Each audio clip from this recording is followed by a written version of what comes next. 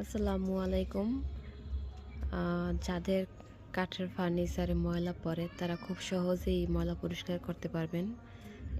এই যে দেখেন আমি কিভাবে ময়লা পরিষ্কার করি।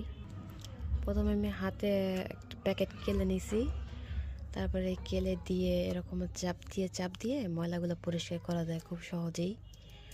আমার খাটের বয়স এই 7 বছর প্লাস, তো এখনও খুব ফকফকা ফ্রেশ আছে। একটু ময়লা মনে হয় না, যে মনে হয় একদম ফ্রেশ।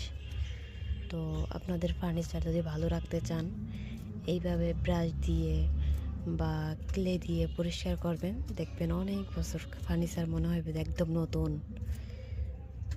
একদম কাছ থেকে আমি ময়লাটা পরিষ্কার করে দেখাই। এই দেখেন, এই জায়গায় কিন্তু ময়লা দেখা যায়। তো আপনারা এরকম ক্লে দিয়া এরকম চাপ দেবেন, দেখছেন ময়লা একদম পরিষ্কার হয়ে গেছে। আবার এরকম যে জায়গায় ময়লা, পুরো জায়গায় এরকম ক্লে দিয়ে চাপ দিবেন, দেখবেন যে একদম ময়লা উঠে গেছে ক্লেতে। ফার্নিচারের ময়লা পরিষ্কার করার জন্য ক্লে একদম একদম জাদুকরী একটা টিপস। যদি ফার্নিচার ভালো রাখতে চান তাহলে এইভাবে আমার মতো ক্লে দিয়ে ময়লা পরিষ্কার করবেন।